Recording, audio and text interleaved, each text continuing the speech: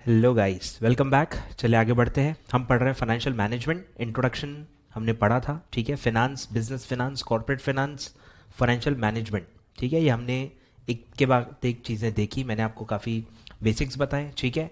अब हम इसको और आगे बढ़ाते हैं। अब पूरी चीज़ें फाइनेंशियल मैनेजमेंट और उसके अंदर क्या क्या होता है, दो मेजर चीज़ तो हम पढ़ चुके हैं कि हम प्रोक्योरमेंट ऑफ फंड्स करते हैं और यूटिलाइजेशन करते हैं। ये दो चीज़ें हम पढ़ चुके हैं। अब इससे थोड़ा थोड़ा और स्कोप बढ़ते जाएगा और डिटेल में एक्टिविटीज आएंगी कि इसके अंदर हम करते क्या क्या है, ठीक है। चलिए स्टार्ट करते हैं। Nature, significance and scope of financial management, जो चैप्टर का नाम है, ठीक है। चलिए स्टार्ट करते हैं। In modern times we can not imagine a world without the use of money, ठीक है। मैंने बता दिया, मनी के बिना आज कुछ भी चल नहीं सकता है। बार्टर सिस्टम अब है नहीं, मनी के थ्रू ही सब एक्सचेंज होता है, ठीक है। Money is the exchange value. In fact money is the life blood of the business, जो मैंने पिछले पार्ट में आपको बताया था। ब्लड है वो बिजनेस का, बिना ब्लड जैसे हम फंक्शन नहीं कर सकते हैं, वैसे ही बिजनेस बिना पैसे के नहीं चल सकता in the present day world, because all our economic activities are carried out through the use of money. For carrying on business we need resources which are pooled in terms of money, ठीक है। Resources बहुत सारे होते हैं, पर main resource होता है money. Money से फिर आप बाकी रिसोर्सेस एक्वायर करते हो। जैसे आप मशीनरी लेते हो, अरे मशीन के लिए भी तो पैसे लगेंगे ना। आप एम्प्लॉयज हायर करोगे, उसके लिए भी पैसे लगेंगे। आप फिक्स्ड एसेट्स बाय करोगे, आपको पैसे लगेंगे। तो मेन क्या है? मेन पैसा है। वो अगर आपके पास है, वो रिसोर्स आपके पास है, तो जो दूसरे रिसोर्सेस लगते हैं फॉर इकोनॉमिक एक्टिविटी, वो आप उससे ले सकते हो, ठीक है। तो वो दिया है, we need resources which are pooled in terms of money. It is use for obtaining physical and material resources, ठीक है, जिसके मैंने एग्जांपल्स दिए थे, fixed assets and current assets. Fixed assets में machine, vehicles, softwares, computers, furniture, fixtures, बहुत सारे, depending upon the type of business you are carrying, अलग अलग टाइप के एसेट्स आपको लेने होते हैं। फिर स्टॉक लेना होता है, रॉ मटेरियल, मैन्युफैक्चरिंग वाले हो तो raw material, WIP, finish goods, trader हो तो स्टॉक इन ट्रेड, सर्विस वालों को भी देखो कुछ ना कुछ स्टॉक रखना पड़ता है। जैसे मैं कोचिंग वाला हूँ तो मुझे बुक्स का स्टॉक रखना पड़ता है, पेन ड्राइव्स का स्टॉक रखना पड़ता है। तो हर बिजनेस में कुछ ना कुछ स्टॉक रहता ही है, स्टेशनरी का ही क्यों ना हो, पर कुछ ना कुछ इन्वेंट्री या स्टॉक मेंटेन करना पड़ता है, जो आप या तो बेचते होंगे या तो आप कंज्यूम करते होंगे in the course of business.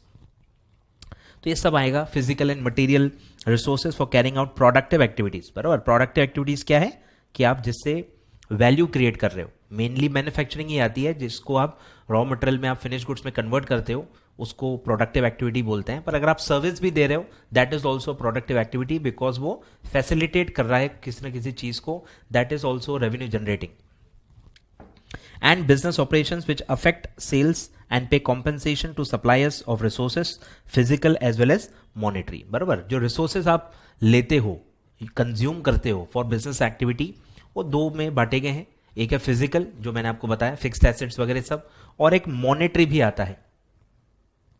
बराबर, physical as well as monetary, क्योंकि काफी चीजें आपको मनी में पे करनी होती है। जैसे आपको एक्सपेंस पे करना है तो उसमें आपको पैसे लगेंगे, वो भी एक रिसोर्स है जो आपको लगेगा।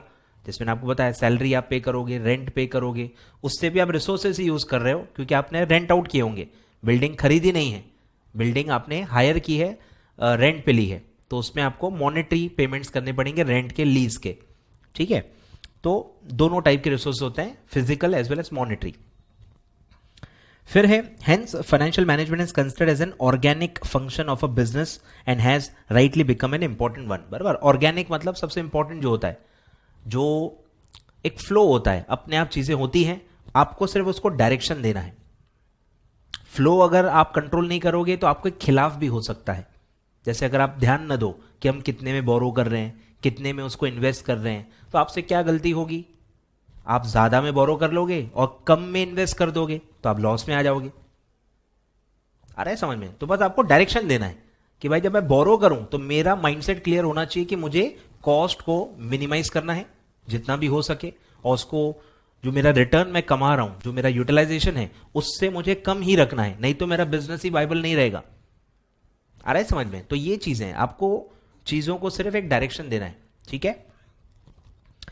A group of experts defines financial management as simply the task of providing funds needed by the business, ठीक है। फिनांस एक डिपार्टमेंट है, अपने आप में पूरा बिजनेस नहीं है, एक जस्ट पार्ट है जिसके ऊपर जिम्मेदारी होती है कि बिजनेस में जो भी पैसे की रिक्वायरमेंट्स हैं वो आपको पूरी करनी है। जैसे अगर मैं फाइनेंस मैनेजर हूं, मैं फाइनेंस फंक्शन देख रहा हूं, तो जब भी जो मैन्युफैक्चरिंग डिपार्टमेंट्स होते हैं बिजनेस के अंदर, जो एक्चुअली काम कर रहे हैं, जो रिसोर्सेज कंज्यूम कर रहे हैं, वो जाके किसको पैसा मांगेंगे?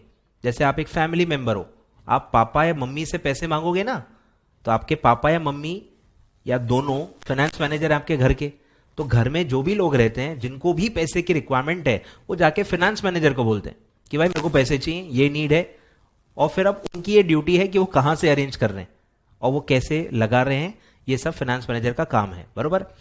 तो वही लिखा है कि आपको पैसे प्रोवाइड करने हैं, जो भी आपसे बिजनेस एक्टिविटी के लिए पैसे मांग रहा है उसको आपको पैसे देने हैं, ये फाइनेंस वाले का काम है, ठीक है। Providing funds needed by the business और enterprise on the terms that are most favourable, आपके फेवर में होना चाहिए। एक तो कॉस्ट कम से कम होना चाहिए, फिर जो गारंटी सिक्योरिटी देना होता है वो भी कम से कम होना चाहिए, जो टेनोर है वो लॉन्ग टर्म रहे तो अपने लिए अच्छा होता है, रेट ऑफ इंटरेस्ट सबसे कम होना चाहिए।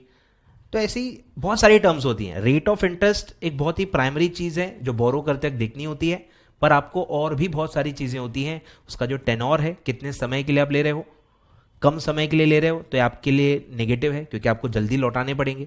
लॉन्ग टर्म है तो अच्छा है, आपके पास टाइम मिल जाता है रीपेमेंट का।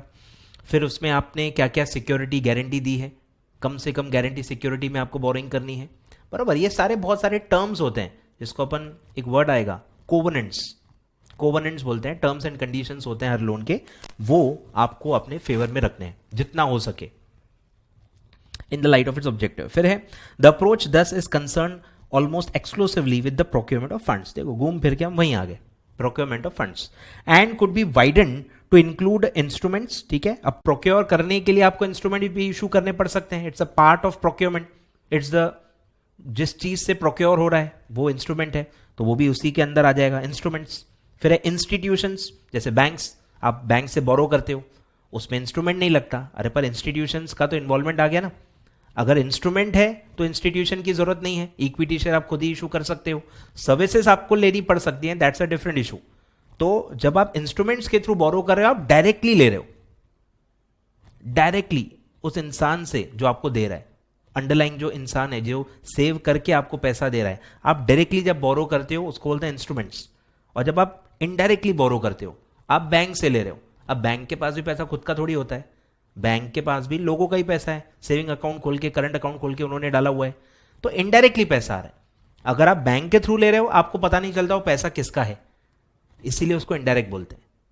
और इंस्ट्रूमेंट में आपको डायरेक्टली पता होता है इंसान का नाम, इक्विटी शेयर होल्डर आपका वो बन जाता है, या वो डिबेंचर होल्डर बन जाता है, या वो प्रेफरेंस शेयर होल्डर आपका बन जाता है, आपको डायरेक्ट उस इंसान की आइडेंटिटी पता चलती है, इसलिए वो डायरेक्ट होता है। तो जब आप इंस्ट्रूमेंट से ले रहे हो that is a direct procurement, और जब आप बैंक से, फाइनेंशियल इंस्टीट्यूशन से बोरो कर रहे हो that is an indirect way of borrowing, ठीक है। And practices through which to raise the funds, it also covers the legal and accounting relationship between a company and its sources of funds, बराबर। हर boring का cost है, हर boring में आप bind हो जाते हो, बाइंडिंग एग्रीमेंट होगा, बराबर, टर्म्स एंड कंडीशंस होंगी, प्रॉपर लोन का डॉक्यूमेंट बनेगा, चार्जेस क्रिएट होंगे, गारंटीज वगैरह एग्जीक्यूट होंगी, बराबर। तो ये सब चीजें होती हैं, बहुत आसान काम नहीं है, तो इसमें बहुत सारे legal as well as accounting aspect भी होता है, ठीक है।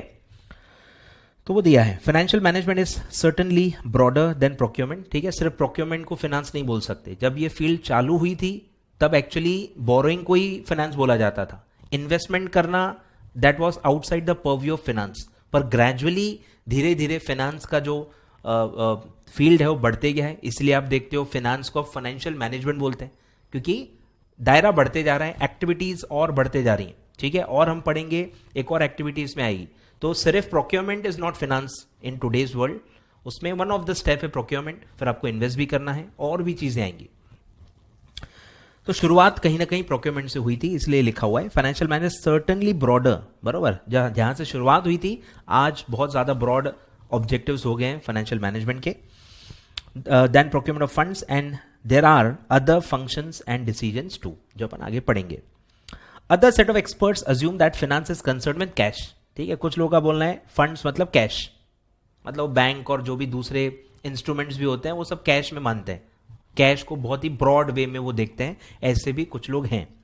Since every business transaction involves cash directly और इनडायरेक्टली, क्योंकि बैंक में पैसा भी कहां से गया, कैश से ही गया था। इलेक्ट्रॉनिक मनी भी कन्वर्ट कहां से होता है, कैश से ही होता है ना। तो इनका बोलना है रूट कॉज कैश ही है, कि मनी जो इशू होता है, जो गवर्नमेंट इशू करती है, दैट इज कैश। उसको फिर आप अलग अलग फॉर्म में बदलते हो, बट उसका बेस कैश ही होता है। तो उनका बोलना है फंड्स का मतलब कैश होना चाहिए, ऐसे कुछ एक्सपर्ट्स का बोलना है। डायरेक्टली और इनडायरेक्टली फाइनेंस में be assumed to be concerned with everything that takes place in the conduct of a business, obviously it is too broad. ठीक है, तो इनका बोलना है कैश का ही लेना देना है। तो अगर आप कैश को मैनेज कर रहे हो, दैट इज फाइनेंशियल मैनेजमेंट। तो उन्होंने सिंप्लीफाई कर दिया कि financial management is cash management. Credit वाला एलिमेंट वो बोलते हैं कि नहीं आना चाहिए, जबकि एक्चुअल में क्रेडिट भी आता है, कि फ्यूचर में ट्रांजैक्शंस होने वाले होते हैं, फ्यूचर की भी चीजें हम देखते हैं ना, तो क्रेडिट एस्पेक्ट भी आ जाता है। तो फंड्स का थोड़ा सा जो दायरा है वो बहुत ब्रॉड होता है, उसमें cash as well as credit भी आता है। पर कुछ एक्सपर्ट ऐसे भी हैं जिनका मानना है कि funds is equal to cash, ऐसे भी ओपिनियन है। The third set of people, ठीक है, अलग अलग सेट ऑफ पीपल, अलग अलग सोचने वाले जो लोग हैं, आपको खुद ही आप देखते हो, आपके घर में ही आप देखते हो कि एक ही टॉपिक के बारे में अलग अलग लोगों की अलग अलग राय होती है। तो ये एक ऐसी चीज़ है जिसको आपको नेगेटिवली नहीं देखनी है, इसको पॉजिटिवली देखनी है कि हर इंसान यूनिक है, उसकी खुद की सोच है और इसलिए वो यूनिक है, इसलिए वो ब्यूटीफुल है। ठीक है, तो यहाँ पे भी ऐसा ही है। फिनांस वर्ड या फाइनेंशियल मैनेजमेंट के स्कोप पे भी सबकी राय एक जैसी नहीं है, अलग अलग है। जो ज़्यादा रेलिवेंट है, जो सबसे ज़्यादा लोगों को सही लगती है, वो यूज होती है। ठीक है, पर एक्सट्रीम ओपिनियंस यहाँ पे भी होती हैं। The third set of people whose point of view has been widely accepted, दिया है थर्ड, जिनका वाइडली एक्सेप्ट किया गया है, considers financial management as procurement of funds. वो तो पहले भी था, पहले भी सेट ऑफ पीपल ये तो मानते ही थे, इन्होंने और ब्रॉड कर दिया है। एंड इफेक्टिव यूटिलाइजेशन, ठीक है, दो चीजें हम पढ़ चुके थे। Though there are other organizations like schools, associations, government agency, etc., where funds are procured and used, so financial management has not only to see that funds can be raised for installing plant and machinery at a cost, but it has also to see that additional profits adequately compensate for the cost and the risk borne by the business while setting up the project. बरोबर, additional आगे क्या होगा ये भी आपको सोचना है। काफी जो प्रोजेक्ट्स होते हैं, बिजनेस होते हैं, वो सिर्फ इनिशियल चीजें देखते हैं कि इनिशियली कितना इन्वेस्टमेंट लगेगा। अरे पर अगर उस प्रोजेक्ट के अंदर 2 साल बाद, 3 साल बाद, 5 साल बाद और इन्वेस्टमेंट करना पड़ेगा, ऐसा अगर वो फील्ड है जिसमें मैंने आपको बताया था टेक्नोलॉजी में आपको इन्वेस्ट करते रहना पड़ता है, तो वो चीजें भी देखनी है, वो चीजें भी आपको इसमें इनकॉर्पोरेट करनी चाहिए। ठीक है, तो ऐसा है। तो आपको सिर्फ फंड्स का ये नहीं देखना है, आपको और भी चीजें, फ्यूचरिस्टिक जो चीजें हैं, और भी जो एक्टिविटीज आपको फ्यूचर में करनी पड़ सकती हैं जो इसी से रिलेटेड है, वो भी चीजें आपको ध्यान देनी है। Thus, from the point of view of corporate unit, financial management is related not only to fund raising, ठीक है, जो बार बार आ रहा है, procurement of funds तो है ही, effective utilization भी है ही, ये दो चीजें तो है ही, इसके आगे क्या, but encompasses मतलब includes wider perspective of managing the finances for company efficiently in the developed state of a capital market। ठीक है, अगर कोई कंट्री का कैपिटल मार्केट डेवलप्ड है, एफिशिएंट है, मतलब बहुत फ्रीक्वेंटली उसमें ट्रांजैक्शंस होते हैं, लोगों के पास नॉलेज है, बरोबर, बहुत ज़्यादा पार्टिसिपेशन लेवल है, वॉल्यूम्स बहुत ज़्यादा हैं, तो वो बहुत मेच्योर कैपिटल मार्केट माना जाता है। तो in a developed state of capital market raising funds is not a problem, क्योंकि इंस्ट्रूमेंट्स आप आसानी से इशू कर सकते हो। कैपिटल मार्केट को आप प्राइमरी और सेकेंडरी मार्केट मान लो। प्राइमरी मार्केट मतलब जो आप इनिशियल पब्लिक ऑफर सुनते रहते हो, आईपीओ, और सेकेंडरी मार्केट मतलब स्टॉक मार्केट। ठीक है, तो यही होता है कैपिटल मार्केट। तो अगर आपका कैपिटल मार्केट अच्छा है, बहुत साउंड है, बहुत मेच्योर है, इंफॉर्मेशन सबके पास है, बहुत ज़्यादा लोग उसको पार्टिसिपेट करते हैं उसमें, तो बहुत मेच्योर कैपिटल मार्केट माना जाता है। तो उसमें अगर एक्टिविटी बहुत ज़्यादा है तो वो मेच्योर है और आपको पैसे बोरो करने में दिक्कत नहीं होगी। जैसे मैं इक्विटी इशू लाना चाहता हूँ, मुझे पता है वो सक्सेस होगा क्योंकि मार्केट मेच्योर है, बहुत ज़्यादा लोग पार्टिसिपेट करते हैं, और अगर मैं अच्छा हूँ तो मेरा आईपीओ या जो मेरा इशू है वो भी सक्सेस होगा। यही होता है develop state of capital market. कोई मिस इन्फॉर्मेशन नहीं है, एनालिस्ट बैठे हैं, गवर्नमेंट बैठी है, सेबी बैठा है, हर चीज़ एक फ्लो के थ्रू जा रही है, तो वो अगर आप सही हो तो सही चीज़ होगी। ठीक है, तो वो फंड रेजिंग इतना प्रॉब्लम नहीं है, आपको किसी इंस्टीट्यूशन पे डिपेंड रहने की जरूरत नहीं है, आप डायरेक्टली लोगों से पैसा ले सकते हो मार्केट के थ्रू, क्योंकि वो एफिशिएंट है, ठीक है। तो दिया है the real problem is to put the capital resources to efficient use through effective financial planning. अब उसको लगाने में आपको मेहनत ज्यादा लगेगी, पैसा लाना तो आसान है पर पैसे को प्रॉफिटेबली यूटिलाइज करना मुश्किल है, क्योंकि नहीं कर पाए तो नुकसान होगा, वापस कैसे करोगे, समझ में आ रहा है। उससे कैपिटल मार्केट पे भी इफेक्ट होता है। अगर पैसे बोरो करके कंपनियां उस पर रिटर्न नहीं दे पा रही हैं, उसको लौटा नहीं पा रही हैं, लॉसेस हो रहे हैं, कंपनियां इंसॉल्वेंट हो रही हैं, तो कैपिटल मार्केट पे भी फर्क पड़ता है, उसका लोगों के सेंटिमेंट्स पे फर्क पड़ जाता है। सोच के देखो, जैसे बैंक आजकल एक दो डूब गई हैं, बैंक में भी बैंक जैसा इंस्टीट्यूशन भी पैसे डुबा रहा है, जहां पैसे रखे ही क्यों जाते हैं, ताकि वो सेफ रहें। ये सोच के हम चैन की नींद सोते हैं, और वहां भी आपके पैसे अगर डूबेंगे तो सोचो पूरे बैंकिंग सेक्टर में ही बवाल आ गया। तो ये चीजें होती हैं। कैपिटल मार्केट में भी ऐसा ही कुछ हुआ, अगर एक कंपनी भी डूबी, एक कंपनी ने भी पैसे नहीं लौटाए, तो पूरा मार्केट डिस्टर्ब हो जाता है, ठीक है। तो ऐसा है। The real problem is to put the capital resources to efficient use through effective financial planning, financial organisation and financial control. ये सारे स्टेप्स हैं फाइनेंशियल मैनेजमेंट के। And to deal with task like ensuring the availability of funds, बरोबर, पैसे इतने बोरो करो कि हर वक्त पैसे अवेलेबल रहे, ताकि कोई अपॉर्चुनिटी आपको दिखे तो आपके पास पैसा होना चाहिए। अपॉर्चुनिटी को टैप कब कर सकते हैं, जब आपके पास पैसा हो। कोई प्रोजेक्ट आ रहा है पर आपके पास पैसा ही नहीं है, अब बोरो करेंगे तो आपको बहुत टाइम लग जाएगा, तब तक अपॉर्चुनिटी निकल जाएगी, आपके लिए रुकेगी थोड़ी।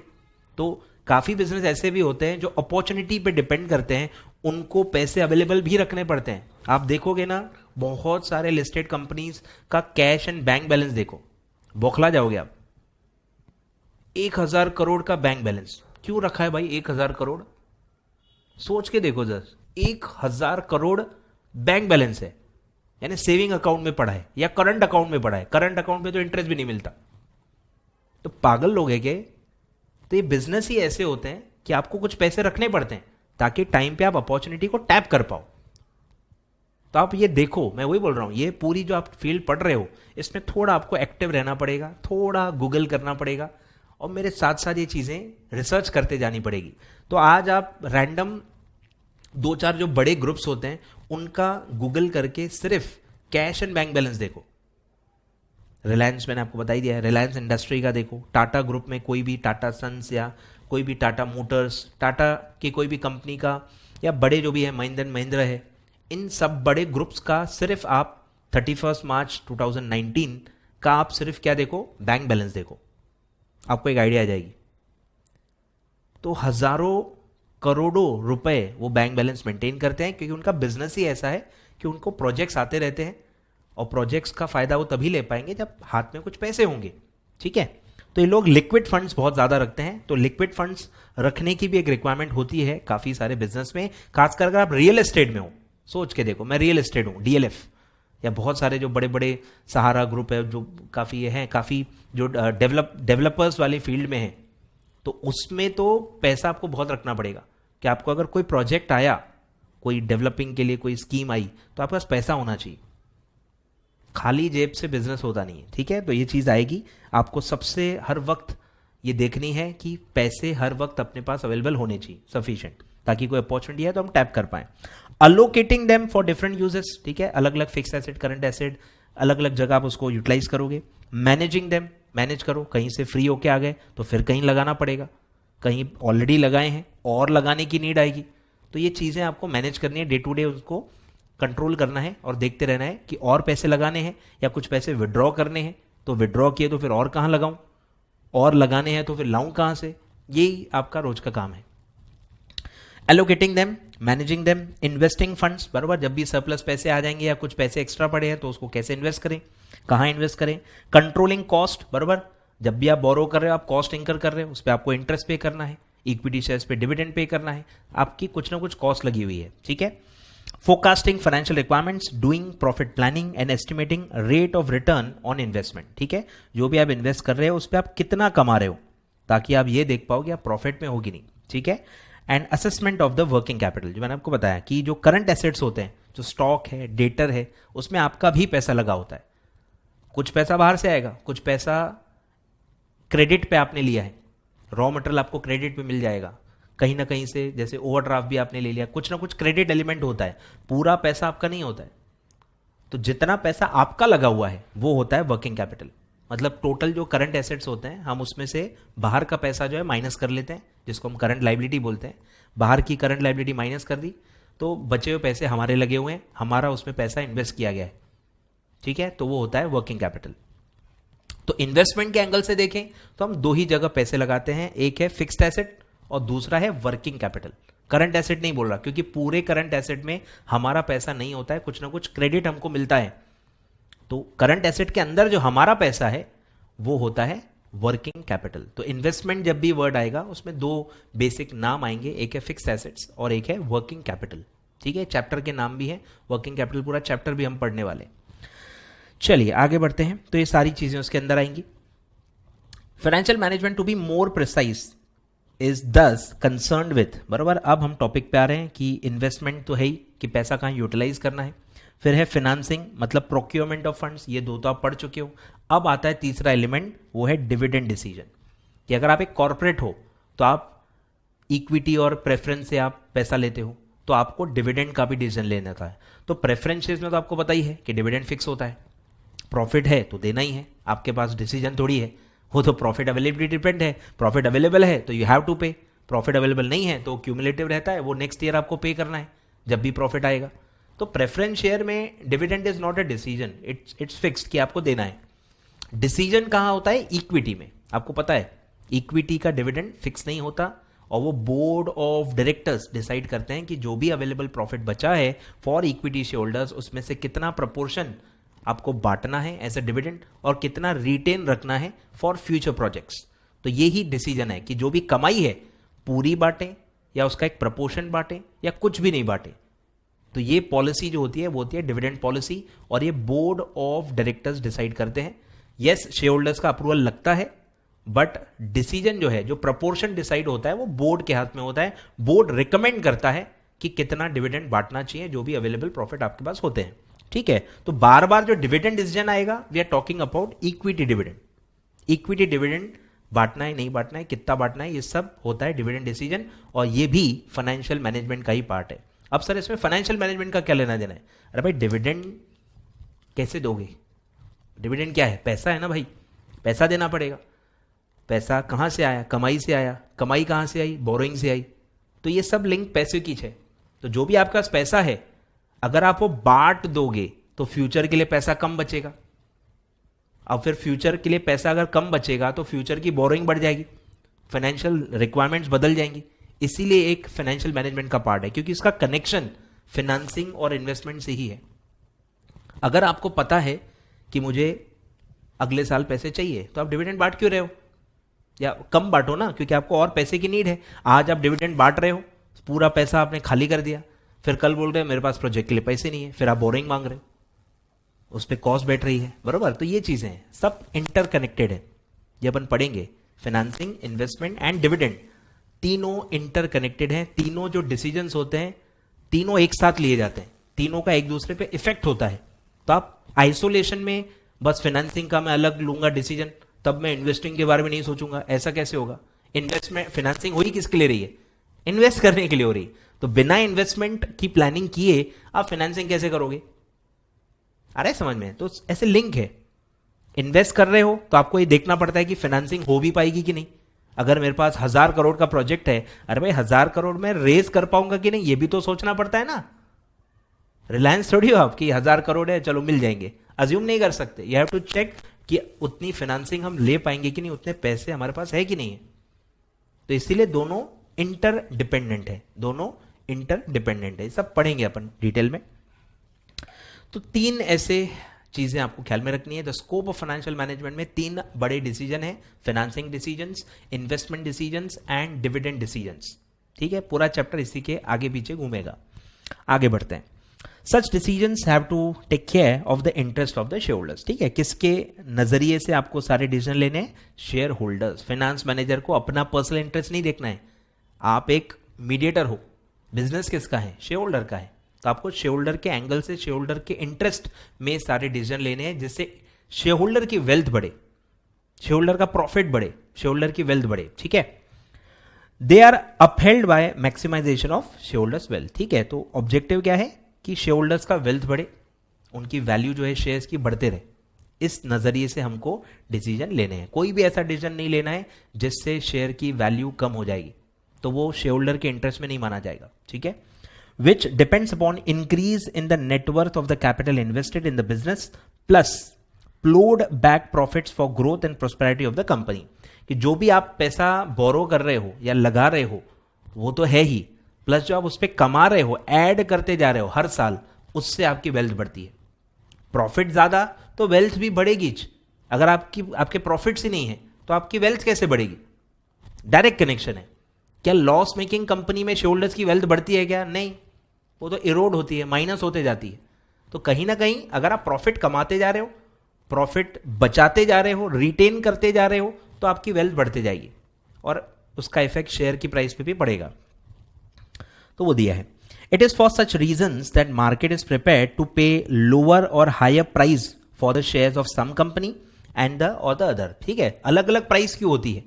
क्योंकि सबकी प्रॉफिट्स अलग है, सबका जो नेटवर्थ है वो अलग अलग होता है और सबका जो फ्यूचर आउटलुक है वो भी अलग अलग होता है। इसीलिए कुछ शेयर्स के प्राइस कम होते हैं, कुछ शेयर के प्राइस ज़्यादा भी होते हैं। तो ये डिफरेंशिएशन बहुत सारे अलग अलग फैक्टर्स पे डिपेंड करता है। Nature of financial management therefore can be judged by the study of nature of investment, financing and dividend decisions. ठीक है, तो आपका पूरा जो फाइनेंशियल मैनेजमेंट है ये 3 चीज़ों में बटा है, investment decisions, financing decisions and third is dividend decisions. ठीक है, तीनों के तीनों क्या है? इंटरलिंक्ड है, इंटरडिपेंडेंट है। और एक डिसीजन अगर आप ले रहे हो तो दूसरे एलिमेंट्स के बारे में भी सोचना जरूरी है क्योंकि उनका इफेक्ट पड़ता है। ठीक है, तो ये चीजें आपको क्यूमुलेटिवली देखनी है। अब पहला एलिमेंट स्टार्ट करते हैं। 3 एलिमेंट्स पढ़ लिए अपन ने, पहला एलिमेंट उससे स्टार्ट करते हैं। First element is investment decisions. Business कहाँ इन्वेस्ट करेगा? तो मैंने आपको बता दिया, आपके माइंड में 2 चीजें आनी चाहिए। फर्स्ट इज फिक्स्ड एसेट्स और दूसरा है वर्किंग कैपिटल। तो जब भी इन्वेस्टमेंट वर्ड आएगा मतलब 2 ही नाम आपके माइंड में आने चाहिए, that is fixed asset and second is working capital. ठीक है,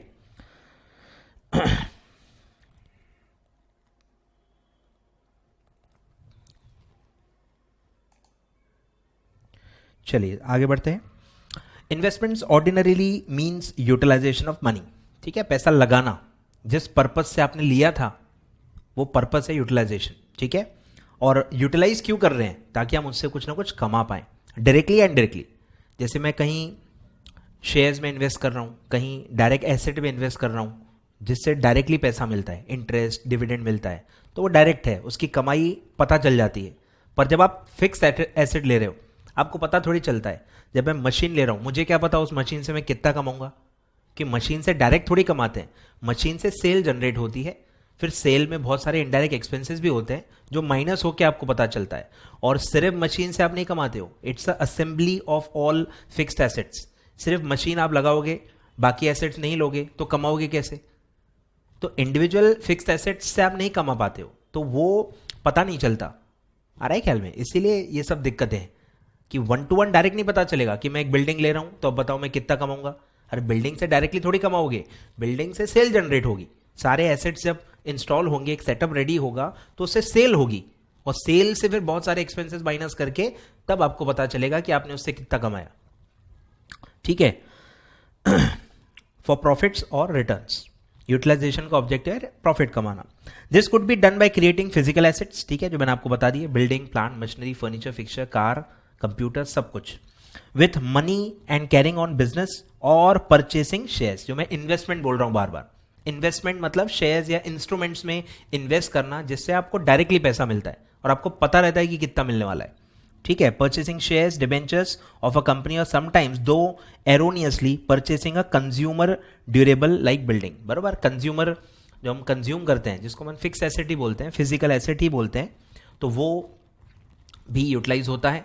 तो काफ़ी एसेट्स अलग अलग होते हैं, कुछ एक ही साल में कंज्यूम हो जाते हैं, कुछ लॉन्ग टर्म बेनिफिट्स देते हैं। तो हर एसेट की एक यूटिलिटी होती है बिजनेस में। कोई भी एसेट आप मतलब बिना रीजन नहीं लेते हो, तो कुछ का बेनिफिट 1 साल होगा, उसमें भी कुछ ना कुछ आपको बेनिफिट तो मिलेगा ही मिलेगा, कुछ का लॉन्ग टर्म होता है, तो लॉन्ग टर्म तक आपको बेनिफिट मिलता है, ठीक है। In an economy money flows from one type of business to another depending upon the profit expected, बराबर। तो अगर आप ओवरऑल फाइनेंशियल फील्ड में देखो तो हो क्या रहा है, सिर्फ पैसे इधर के उधर हो रहे हैं। अगर आप अच्छा परफॉर्म कर रहे हो तो आप पैसा अट्रैक्ट कर रहे हो। सेम अगर आप वर्ल्ड लेवल पे देखो तो पैसा कंट्री टू कंट्री फ्लो हो रहा है। इंडिया अच्छा परफॉर्म कर रहा है तो इंडिया के पास पैसे आते हैं, इंडिया खराब परफॉर्म करता है, लोग इंडिया से पैसे विड्रॉ करके चाइना में लगा देंगे या जो भी अच्छा परफॉर्म करेगा वहां लगा देंगे।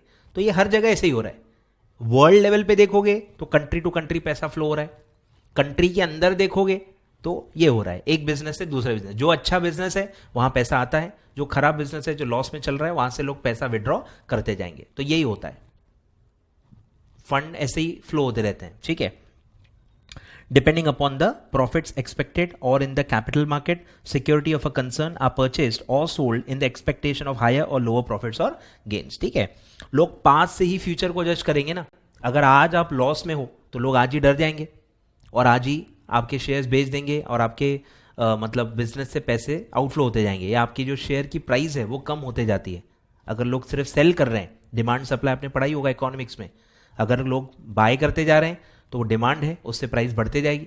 और अगर सप्लाई है मतलब सेलिंग हो रही है, सब सेल ही कर रहे हैं, तो प्राइस कम होते जाती है। सेलर्स ज़्यादा होते हैं तो प्राइस कम होते जाती है, बायर्स ज़्यादा हैं तो उससे प्राइस बढ़ते जाती है। इकोनॉमिक्स का बेसिक आपको पता होगा, या आगे आएगा तो मैं आपको एक्सप्लेन करते जाऊंगा, ठीक है। तो बस पूरा एक्सपेक्टेशन का खेल है। तो हर इंसान की एक्सपेक्टेशन अलग अलग होती है। कुछ लोग बोलते हैं कि लॉस है तो चलो लॉस तो ऑलरेडी है, अब तो जो भी होगा अच्छा ही होगा, रिकवर होगा, प्रॉफिट्स में जाएगी। तो कुछ लोग ऐसा सोचते हैं कि डाउनफॉल है तो अब अपफॉल आएगा, कुछ लोग सोचते हैं डाउनफॉल है तो और डाउनफॉल होगा। तो दोनों टाइप के ओपिनियंस होते हैं, इसीलिए कोई शेयर बेचता है और कोई शेयर खरीदता है। सोच के देखो, अगर कोई कंपनी लॉस में है, आप बेच रहे हो, और लेकिन कोई खरीद भी तो रहा है ना, वो पागल है क्या? बस एक्सपेक्टेशन का फर्क है। आपको लगता है कि कंपनी लॉस में है तो अब और बुरा होने वाला है उसके साथ, और लॉस बढ़ते जाएंगे। पर जो खरीद रहा है वो सोचता है कि अब कंपनी उसको टर्न अराउंड करेगी, प्रॉफिटेबल हो जाएगी और फ्यूचर में वो कमाएगा। तो बस यही है, एक ही चीज है, ओपिनियन अलग अलग है और इसीलिए ट्रांजैक्शंस होते जाते हैं, ठीक है। However, within a firm, a finance manager decides that in which activity resources of the firm are to be channelized, बराबर। बिजनेस के अंदर सारे डिसीजंस कौन लेगा? Finance manager. वो सोचेगा कि प्रोडक्शन के लिए कितना देना है, परचेसिंग के लिए कितना देना है, मार्केटिंग के लिए कितना देना है, एचआर को कितना देना है, डिस्पैच वालों को कितना देना है। अलग अलग जो डिपार्टमेंट्स आपने बना के रखे हैं, पैसे तो सब लोग मांगने आएंगे, पैसे सब लोग मांगने आएंगे, पर किसको कितना कब देना है ये फाइनेंस मैनेजर तय करेगा, ठीक है। तो ये दिया है, in which activity resources of the firm are to be channelized and more important who should be interested with the financing decisions, ठीक है। तो फाइनेंस मैनेजर सब चीजें तय करेगा। फाइनेंस मैनेजर सबसे बड़े और मेजर डिसीजंस लेता है और फिर कुछ डिसीजंस वो बांट भी सकता है दूसरे लोगों को। फिर है दिया है, जो आप एग्जाम्पल दिया है कि हर डिपार्टमेंट को तो यही लगेगा ना कि मुझे पैसे चाहिए, मैं आपको कमा के दूंगा। हर इंसान जब पैसे मांगने आएगा तो वो सपने तो दिखाएगा ही ना। फाइनेंस मैनेजर को अपना दिमाग लगाना है कि किसके सपने सच हैं, किसके सपने रियलिस्टिक हैं, और कॉस्ट के हिसाब से कौन ज्यादा कमा के दे सकता है, वहां पे पैसे देने, ठीक है। तो बहुत अच्छा एग्जाम्पल है, आपको ध्यान देना है।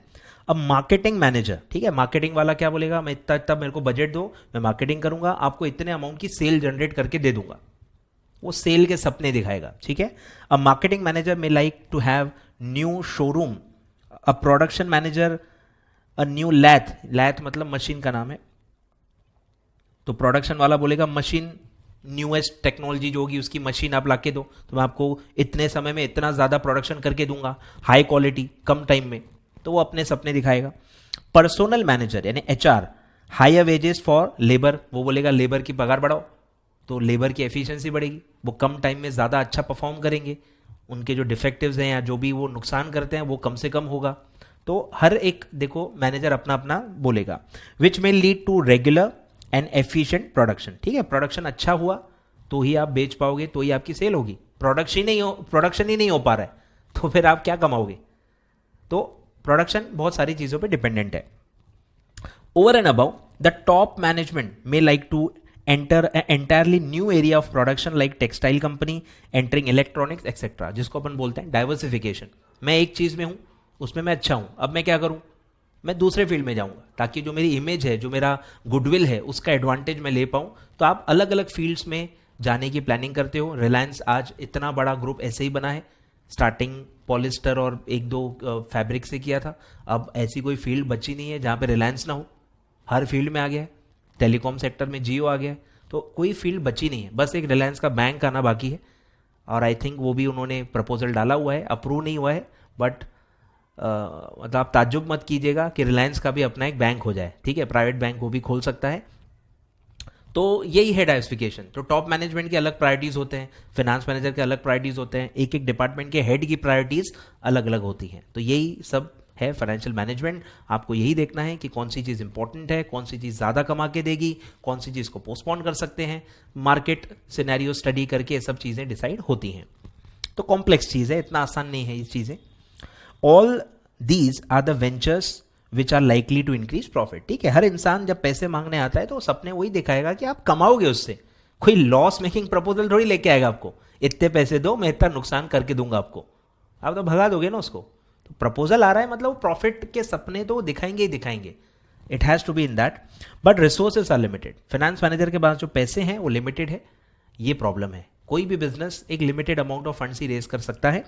Hence the problem of accepting one proposal and leaving other persist. तो आपको चूज करना पड़ेगा। प्रॉब्लम ऑफ चॉइस यहां पे है कि आपके पास प्रपोजल बहुत सारे आएंगे पर आपके पास लिमिटेड पैसे हैं। तो आपको प्रोजेक्ट्स को कंपेयर करके जो भी मोस्ट प्रॉफिटेबल प्रोजेक्ट है वो आपको एक्सेप्ट करना है। और यही इन्वेस्टमेंट डिसीजन है, यही इन्वेस्टमेंट डिसीजन है कि प्रपोजल्स बहुत सारे हैं, सब में कोई ना कोई इन्वेस्टमेंट लगेगी अपने को और सब कुछ ना कुछ कमा के देंगे। तो बस आपको देखना है कि आपके बजट में कितने प्रपोजल्स आ रहे हैं और जो भी मोस्ट प्रॉफिटेबल हैं, पर रुपी ऑफ इन्वेस्टमेंट पे सबसे ज्यादा जो रिटर्न दे रहा है कम से कम रिस्क में, वो प्रोजेक्ट आप एक्सेप्ट करोगे। तो ये जो पूरा एनालिसिस आप करोगे ये डिसीजन के लिए, that is called as investment decision.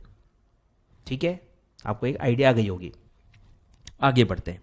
Capital budgeting, बराबर, यही जो लॉन्ग टर्म डिसीजंस होते हैं, इन्वेस्टमेंट डिसीजंस, ये उसका अदर नेम है। इन्वेस्टमेंट डिसीजंस का दूसरा नाम है कैपिटल बजटिंग। मतलब फिक्स्ड एसेट्स, एसेट में आप पैसा लगाओगे ना, प्रोजेक्ट मतलब एसेट्स। तो एसेट्स जब आप लॉन्ग टर्म बाय करते हो, प्रोजेक्ट्स में पैसा डालते हो, उस डिसीजन मेकिंग को बोलते हैं कैपिटल बजटिंग। ये आपका पूरा चैप्टर है। कॉस्ट ऑफ कैपिटल पूरा एक चैप्टर है, मतलब फाइनेंसिंग डिसीजन एक चैप्टर है, इन्वेस्टमेंट डिसीजन एक चैप्टर है, डिविडेंड डिसीजन भी एक चैप्टर है। तो ये तीन चीजें बहुत ही डिटेल में हम पूरे चैप्टर्स पढ़ने वाले कि कैसे पर रुपी कॉस्ट निकाली जाती है एक एक बोरिंग की, कैसे आप इन्वेस्टमेंट प्रपोजल्स एवेल्युएट करते हो, कैसे डिसाइड करोगे कि कौन सा प्रपोजल को एक्सेप्ट किया जाए, और फिर जो डिविडेंड कितना बांटा जाए, ये सब भी आप ये पूरे चैप्टर्स में बहुत अच्छे डिटेल में अपन पढ़ने वाले हैं। तो capital budgeting is a major aspect of investment decisions making process. Investment decision and capital budgeting are considered as synonymous in the business world. ठीक है, अदर नेम है ऐसा मानते हैं लोग, सेम ही है। कैपिटल बजटिंग मतलब आप एसेट्स के डिसीजन ले रहे हो, मतलब आप इन्वेस्टमेंट डिसीजन ले रहे हो, क्योंकि मेजर डिसीजन इन्वेस्टमेंट के एसेट से रिलेटेड ही होते हैं। Investment decisions are concern with the question whether adding to capital asset today. Capital asset में अगर आप आज पैसा डालते हो और एसेट्स खरीदते हो या और बिजनेसेस एडअप करते हो आज, will increase the revenue tomorrow to cover the cost. बराबर, फ्यूचर में वो कॉस्ट कवर अप करके आपको प्रॉफिट्स देगी कि नहीं, ये आपको देखना है, और कितनी जल्दी देगी और कितने ज्यादा प्रॉफिट्स देगी।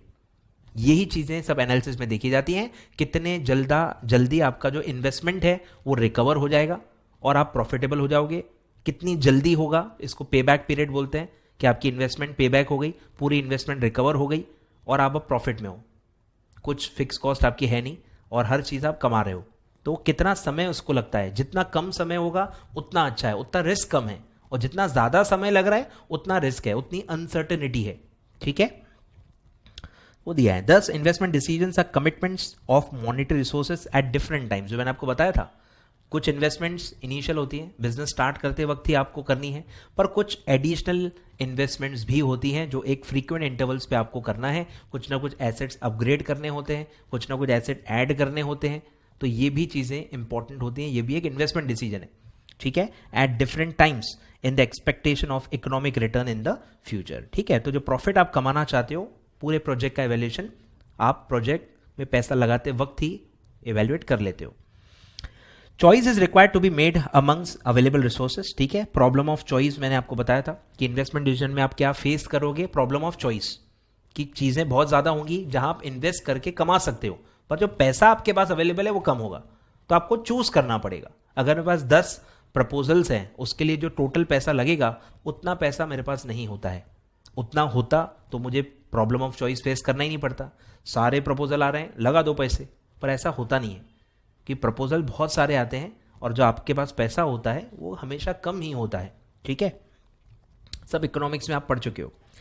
ठीक है, choice is required to be made amongst the available resources and the avenues of investment. ठीक है, कितना पैसा है और कहां कहां पैसा आप लगा सकते हो, कहां से सबसे ज्यादा कमा सकते हो। As such investment decisions are concern with the choice of acquiring real assets over the time period in the productive process. ठीक है, यही चॉइस है कि आपको कौन कौन से एसेट में पैसा लगाना है ताकि आपका बिजनेस आगे बढ़े, प्रॉफिट्स और बढ़ते जाएं। ठीक है, in making such a choice consideration of certain aspect is essential. Number 1, need for investment, कि इन्वेस्ट क्यों करना है, नहीं किया तो क्या होगा, बिजनेस डाउन होगा। जैसे एसेट अगर आपको रिप्लेस करना है, आपने एक मशीन ली, उसकी लाइफ थी 10 साल, अब 10 साल बाद नया मशीन लेना ही पड़ेगा ना, तो ये नीड है, replacement. Replacement is the need. फिर मैंने बताया था टेक्नोलॉजी अपग्रेडेशन, कि ऑलरेडी एक एसेट है पर वो टेक्नोलॉजी अब पुरानी हो गई, नया टेक्नोलॉजी नहीं लेंगे तो कॉम्पिटिटर्स हमसे आगे निकल जाएंगे और हम पीछे ही रहेंगे, हमारी सेल्स और कम होते जाएगी और धीरे धीरे बिजनेस ही वायबल नहीं रहेगा।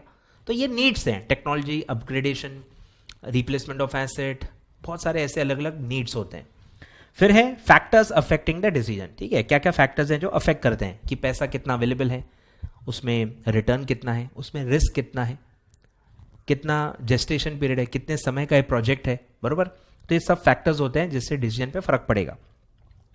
Criteria for evaluating investment decision, आपके क्या क्राइटेरिया हैं? आपके क्राइटेरिया मतलब बेसिकली एक रेट ऑफ रिटर्न का एक्सपेक्टेशन होता है कि जो मेरा कॉस्ट है, अरे वो तो निकलना ही चाहिए, उसके ऊपर भी मैं एक मेरा मिनिमम रिटर्न होगा। जैसे अगर मेरा कॉस्ट है 15%, आप आए, बोला आपने कि ये प्रोजेक्ट है 15.1% रिटर्न है, तो 15 से तो ऊपर है, मतलब प्रॉफिट तो है, लेकिन 0.1% का प्रॉफिट होगा। ये क्या प्रॉफिट है? तो आप मिनिमम के भी क्राइटेरिया रख सकते हो कि मिनिमम 2% एक्स्ट्रा मेरे पास होना चाहिए, कॉस्ट के ऊपर मिनिमम 2% रिटर्न होना चाहिए, 3% होना चाहिए, 5% होना चाहिए। ऐसे क्राइटेरिया भी आप रख सकते हो। या आप का ये भी क्राइटेरिया हो सकता है कि मैं शॉर्ट टर्म प्रोजेक्ट्स में ध्यान दूंगा, 5 ईयर्स से ऊपर का कोई प्रोजेक्ट नहीं लूंगा, ये भी एक क्राइटेरिया हो गया।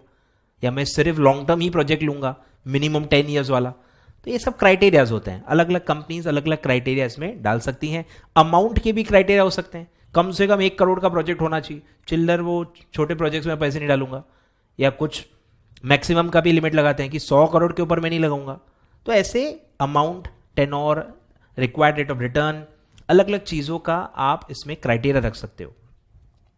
फिर है selection of a particular alternative from amongst the various options available. ये तो सबसे इंपॉर्टेंट चीज है, इसी को आप डिसीजन मेकिंग बोलते हो। अलग अलग ऑप्शंस हैं, उनको इवैल्यूएट करो, कंपेयर करो और जो बेस्ट है उनको सिलेक्ट करो। तो ये पूरा प्रोसेस है। फिर है investment decisions have thus become the most important area and decision making process of the company. Such decision are essentially made after evaluating the different proposal. ठीक है, प्रोसेस है कि आप सबको इवैल्यूएट करोगे, सबका रेट ऑफ रिटर्न निकालोगे, सबका इन्वेस्टमेंट निकालोगे, सबको एक कॉमन बेस पे लाओगे। अगर कोई 100 करोड़ का प्रोजेक्ट है और एक 1000 करोड़ का प्रोजेक्ट है, कैसे कंपेयर करोगे? अरे 100 करोड़ वाले का रिटर्न अमाउंट वाइज तो कम ही आएगा, 1000 वाले का ज्यादा ही आएगा। तो उनको कॉमन बेस पे लाना पड़ता है। यही चीजें हम इसमें पढ़ने वाले हैं कि बेस कॉमन करना पड़ेगा, टेनोर भी अलग अलग होता है, तो कैसे कंपेयर करेंगे? It's very difficult. तो आपको बहुत सारे टेक्निक्स और स्ट्रैटेजीज यूज करने होते हैं, वही सब हम उनके चैप्टर्स में पढ़ेंगे, डिटेल जो चैप्टर आने वाले। ठीक है, evaluating different proposals with reference to growth, profitability projections of the company। ठीक है, कितनी ग्रोथ होगी प्रॉफिट्स में ओवर द ईयर्स। कुछ में देखो इनिशियल ईयर्स में ज्यादा कमाते हैं, फिर धीरे धीरे कम हो जाता है। कुछ में उल्टा होता है, धीरे धीरे कम, स्टार्टिंग में कम कमाई होती है, धीरे धीरे बढ़ती है। तो हर प्रोजेक्ट का अलग अलग ऐसा प्रोजेक्शन होता है। फिर है choice helps achieve the long term objective of the company. ठीक है, लॉन्ग टर्म ऑब्जेक्टिव क्या हो सकते हैं एक बिजनेस के? सर्वाइवल एंड ग्रोथ, कि आप सर्वाइव करो लॉन्ग टर्म में, कि काफी लोग आउट ऑफ बिजनेस भी हो जाते हैं। ठीक है, क्योंकि एक्सटर्नल चीज़ें ऐसी होती हैं, और आप एक प्रॉपर रेट से ग्रो होते रहो, ठीक है, ग्रो होते रहो और सर्वाइव करो, ये दो प्राइमरी ऑब्जेक्टिव है, आप पूरे कर सकते हो। प्रिजर्विंग द मार्केट शेयर, ये भी काफ़ी आज इंपॉर्टेंट है। कंपटीशन इतनी बढ़ गई है कि आपको मार्केट शेयर रिटेन करना भी बहुत इंपॉर्टेंट ऑब्जेक्टिव हो जाता है, कि शेयर कम होते गया तो फिर आपका प्रॉफिट भी कम होते जाएगा, तो मार्केट शेयर, मार्केट लीडरशिप भी आपको बनाए रखनी होती है। और फिर है same, retaining the leadership in the production activity, ठीक है, वॉल्यूम ऑफ प्रोडक्शन में भी शेयर होता है, मार्केट का जो शेयर प्राइस है उसमें भी मार्केट शेयर होता है। अलग अलग वेज में आप मार्केट शेयर को देख सकते हो, कुछ लोग प्रोडक्शन में भी देख सकते हैं, जैसे अगर सोप मैन्युफैक्चरिंग है कि पूरे इंडिया में कितने सोप्स बनते हैं, उसमें मैं कितना बनाता हूँ, तो मेरा लीडरशिप होना चाहिए, मेरा सबसे ज़्यादा प्रोडक्शन होना चाहिए। तो ऐसे अलग अलग टाइप से लोग अपने लिए टारगेट रखते हैं। आगे बढ़ते हैं, चलिए इतना ये कंप्लीट कर लेते हैं। The company likes to avail of the economic opportunity for which investment decisions are taken. देखो क्या क्या, कहाँ कहाँ पैसा इन्वेस्ट करना पड़ेगा, क्या क्या प्रोजेक्ट्स आते हैं, वो सब हम पढ़ेंगे। देखो पहला है एक्सपांशन, क्या आप ऑलरेडी अच्छा कर रहे हो, अब आपको नए प्रोजेक्ट्स आ रहे हैं, उससे मिलते जुलते फील्ड है या अलग फील्ड होगी, पर नए अपने आप में बिजनेस है, आप एक्सपांड कर रहे हो।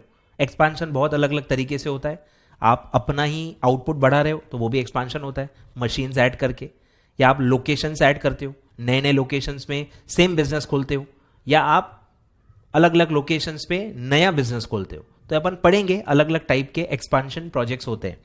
तो expansion of productive process to meet the existing excessive demand, ये नॉर्मल एक्सपांशन है। जैसे मेरे स्टूडेंट्स बढ़ते जा रहे हैं, अच्छा पढ़ा रहा हूँ, लोग बढ़ते जा रहे हैं, तो ये मेरा नॉर्मल एक्सपांशन है, मुझे रिसोर्सेज बढ़ाने पड़ेंगे ताकि मैं ज़्यादा स्टूडेंट्स को कैटर कर पाऊँ, तो ये नॉर्मल एक्सपांशन है। एक्सेसिव डिमांड, क्योंकि आपकी क्वालिटी अच्छी है, सस्टेन्ड वे में आप एक चीज़ कर रहे हो, तो उससे जो आपको नॉर्मल ग्रोथ मिलती है वो भी एक एक्सपांशन होता है, सबसे नॉर्मल एक्सपांशन है ये। In the local market, exploit the global market, ये अब अलग हो गया, आप दूसरे मार्केट में जा रहे हो, ग्लोबल मार्केट एक्सपोर्ट वगैरह करोगे। And to avail the advantages and economies of expanded scale of production. Economies का मतलब होता है कि आप कम कॉस्ट में बनाते हो, या आप इकोनॉमिक्स में पढ़ चुके हो कि जैसे से आप आउटपुट बढ़ाते हो, जितने लार्ज स्केल में आप प्रोड्यूस करते हो, उतना पर यूनिट कॉस्ट कम होते जाता है, बरोबर। फिक्स कॉस्ट क्योंकि फिक्स होता है, ये सब आप कॉस्टिंग में इसमें भी पढ़ोगे। तो इकोनॉमीज मतलब कि कॉस्ट कम होती है, इकोनॉमीज मतलब कि लो कॉस्ट ऑफ प्रोडक्शन होता है। चाइना सबसे यही कर रहा है। चाइना इंडिया में फर्क क्या है, मैन्युफैक्चरिंग वहां भी है यहाँ भी है, अरे वहां मैन्युफैक्चरिंग बहुत ही हाई स्केल पे होती है, इसीलिए इतना सस्ता होता है। हमारे यहाँ वॉल्यूम ही नहीं है इतना, डिमांड है पर वॉल्यूम नहीं है इतना, मशीन्स या उतने इक्विपमेंट्स नहीं है, रिसोर्सेस नहीं है कि हम उतने लार्ज स्केल का प्रोडक्शन कर पाएं, इसलिए हमारा कॉस्ट ऑफ प्रोडक्शन ज़्यादा होता है और इसलिए हमारे प्राइजेस थोड़े ज़्यादा होते हैं। चाइना के क्योंकि लार्ज स्केल है, उनका रिसोर्सेज इतने सस्ते होते हैं, इसलिए वो इतने कम प्राइस पे भी बना लेते हैं और इतने हाई स्केल पे बनाते हैं कि वो पूरे वर्ल्ड में एक्सपोर्ट करते हैं। एक्सपोर्ट्स जो चाइना करता है और जो इंडिया करता है, ज़मीन आसमान का फ़र्क है, देख लेना आप, ये रिसर्च करना। तो इकोनॉमीज ऑफ स्केल बोलते हैं कि जितना आप बड़े लेवल पे करोगे प्रोडक्शन, उतना पर यूनिट कॉस्ट कम होते जाएगा, ठीक है। फिर है रिप्लेसमेंट ऑफ एग्जिस्टिंग एसेट, ये तो बहुत नॉर्मल सी बात है, हर एसेट की एक लाइफ होती है, बिल्डिंग ही क्यों ना हो, बिल्डिंग भी कभी ना कभी खुद ही गिर जाएगी जब उसकी लाइफ खत्म हो जाएगी, भले 50 ईयर्स होगी, 100 ईयर्स तक भी होती है, पर कभी ना कभी तो वो कोलैप्स हो जाती है, ठीक है। तो उसकी भी एक लाइफ होती है, हर एसेट की एक लाइफ है, और उतने समय के बाद आपको उसको रिप्लेस करना ही पड़ता है, आप चाहो या ना चाहो, ठीक है। तो वो है replacement of existing asset, plant and machinery और building necessary for taking the advantages of the technological innovation, ठीक है। ये भी एक नीड है कि आपको टेक्नोलॉजिकली अपग्रेड करना है। अभी एसेट में प्रॉब्लम नहीं है, वो अभी भी यूज किया जा सकता है, पर टेक्नोलॉजिकली वो क्योंकि पुराना है, आपकी कॉस्ट ज़्यादा है, या आप प्रोडक्शन थोड़ा कम कर पा रहे हो, या आपके प्रोडक्ट की जो क्वालिटी है वो उतनी नहीं आ पा रही, कुछ ना कुछ आपको प्रॉब्लम हो रहा है, और इस वजह से आपको टेक्नोलॉजिकली अपग्रेड करना है ताकि आप ज़्यादा बना पाओ, अच्छे क्वालिटी का बना पाओ, तो मार्केट टैप कर पाओ। मिनिमाइजेशन ऑफ कॉस्ट, ठीक है, ये भी है कि टेक्नोलॉजी से क्या होता है, कॉस्ट कम होता है, वॉल्यूम तो बढ़ेगा ही पर कॉस्ट भी कम होगा। Minimisation of cost of production by replacing obsolete, यानी पुरानी जो है, जो खराब हो चुकी है, worn out plant, increasing the efficiency of the labour etcetera, ठीक है। अलग अलग ऐसे मोटिव हो सकते हैं टेक्नोलॉजी अपग्रेड करने के पीछे। तो ये भी एक प्रोजेक्ट हो गया, ये भी एक इन्वेस्टमेंट डिसीजन हो गया कि एक एसेट को रिप्लेस करे या ना करे, नहीं किया तो क्या होगा और कर दिया तो क्या होगा, तो ये सब आप इवेल्युएट करोगे। This is the capital budgeting, ये कैपिटल बजटिंग का इन्वेस्टमेंट डिसीजन है। फिर है choice of equipment establishes the need for investment decision based on the question of quality and latest technology। बराबर, तो जब आप इक्विपमेंट बाय करने जा रहे हो, कोई एसेट बाय करने जा रहे हो, तो क्या आपके पास एक ही एसेट होता है, बस एक ही पड़ा है उठा के लेके जाओ?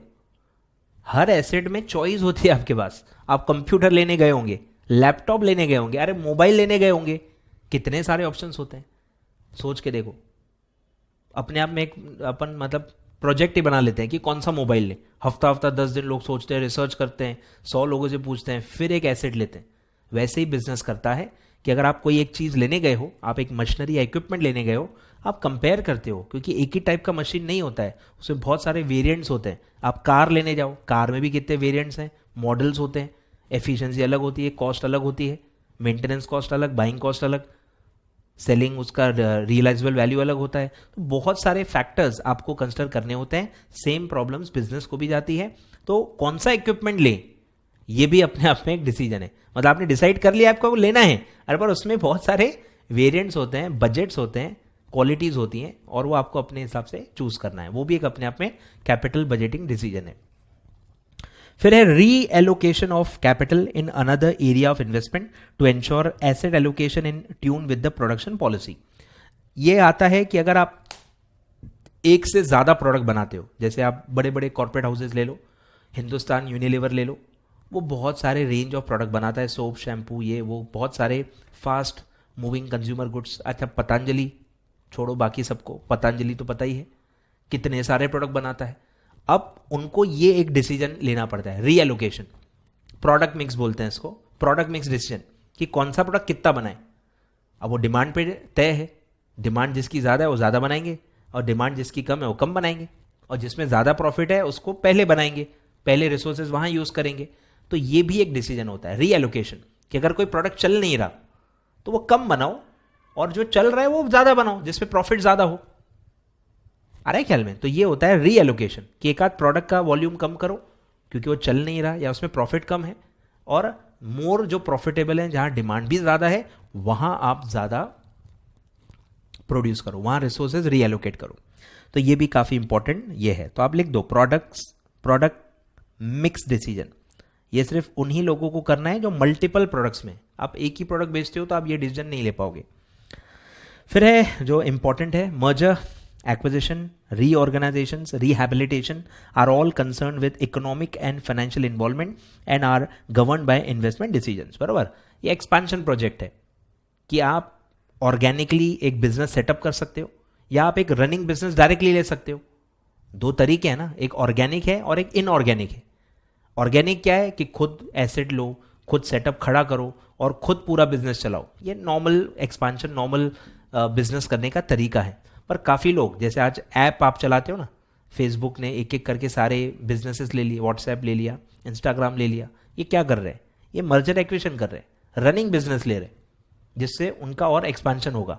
तो ये हर जगह चल रहा है, टेक्नोलॉजी के पूरे सेक्टर में, फ्लिपकार्ट हो, अमेजोन हो, कोई भी हो, ये सारे लोग मर्जर एंड एक्विजिशन कर रहे हैं, रनिंग बिजनेस को ले रहे हैं और अपना और ग्रोथ बढ़ाते जा रहे हैं। बराबर, तो ये बहुत इवॉल्विंग चीज़ है, बढ़ते जा रही है।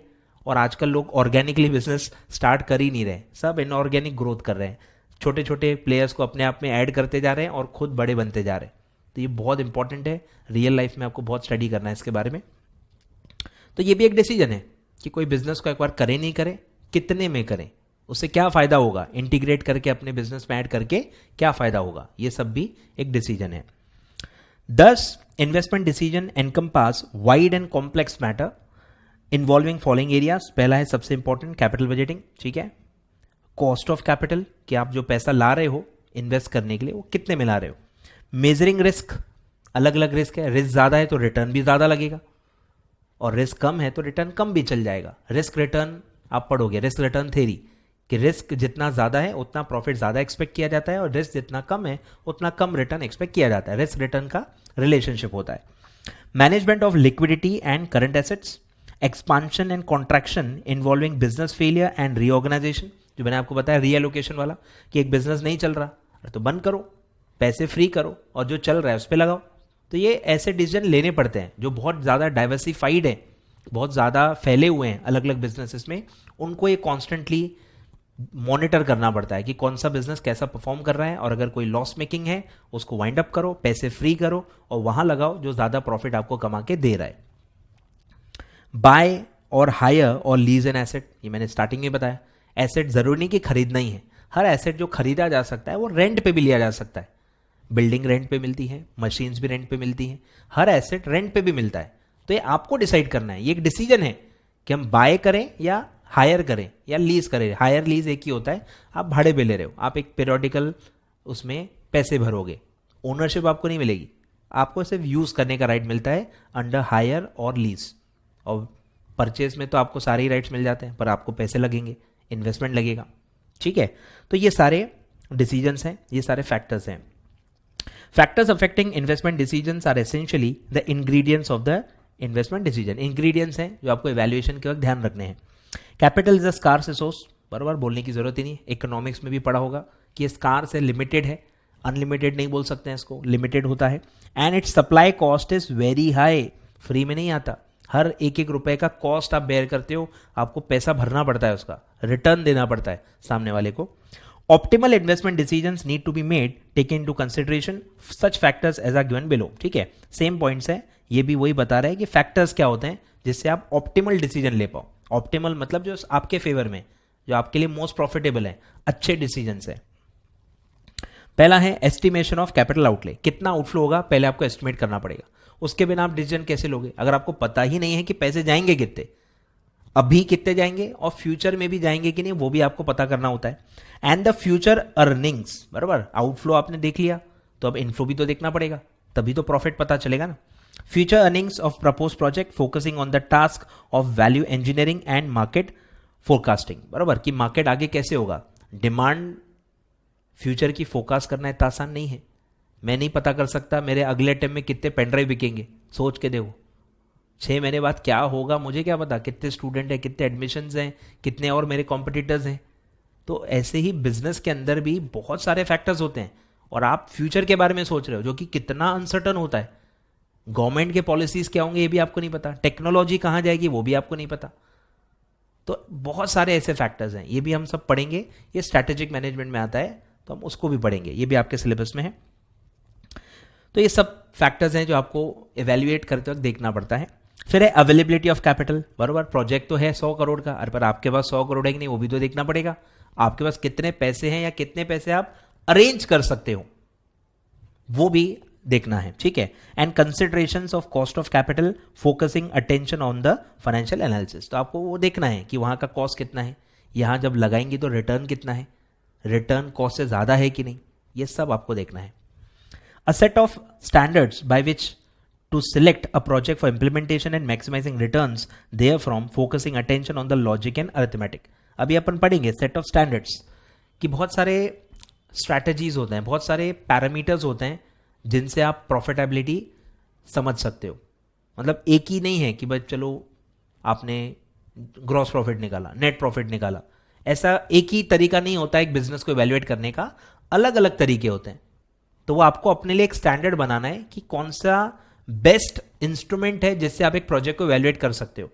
वो सब हम कैपिटल बजटिंग डिसीजन में पढ़ने वाले हैं, बहुत सारा आएगा, एनपीवी, आईआरआर, प्रॉफिटेबिलिटी इंडेक्स, फिर अकाउंटिंग रेट ऑफ रिटर्न, पे बैक पीरियड मेथड, बहुत सारे ऐसे अपन टेक्निक्स मेथड्स पढ़ने वाले हैं जिससे प्रोजेक्ट को इवैल्यूएट किया जाता है और कौन सा वो टेक्निक है जो आपके लिए ज्यादा सूटेबल है, आपके सर्कमस्टांसेस के हिसाब से सबसे बेस्ट है, वो होता है ये third point, set of standards, जो आपको पहले ही सिलेक्ट करने हैं प्रोजेक्ट को इंप्लीमेंट करने के पहले। ठीक है, तो ये चीजें हैं ऑप्टिमल डिसीजन लेने के लिए, ये 3 फैक्टर्स आपको ध्यान देना है। अब आपका पेपर एमसीक्यू है तो 3 जब भी पॉइंट्स आएंगे आपको दिमाग लगाना है, ऑल ऑफ द अबव वाला एक ऑप्शन आता है, तो जब भी 3 पॉइंट्स है, लिस्ट है, आपको ध्यान रखना है कि इस टॉपिक पे अगर क्वेश्चन आया तो ऑल ऑफ अबव वाला आंसर आएगा। 3 फैक्टर्स तो है ही, तो चौथा ऑप्शन क्या डालेंगे, ऑल ऑफ अबव। इस टाइप के क्वेश्चन नॉर्मली बनते हैं, तो आपको थोड़ा एग्जाम टच भी रखना है, पढ़ते पढ़ते एग्जाम के बारे में भी सोचना है। ठीक है, तो हमने ये पार्ट में सबसे इंपॉर्टेंट टॉपिक पढ़ा है इन्वेस्टमेंट डिसीजंस, उसके अंदर क्या क्या होता है, क्या क्या चीज़ें, क्या क्या टॉपिक के बारे में आप इन्वेस्टमेंट से रिलेटेड डिसीजन लेते हो, क्या क्या फैक्टर्स अफेक्ट करते हैं इन्वेस्टमेंट डिसीजन को, ठीक है। ये पार्ट में इतना ही है। नेक्स्ट पार्ट नेक्स्ट लेक्चर में अपन स्टार्ट करेंगे, दैट इज फाइनेंसिंग डिसीजन, ठीक है।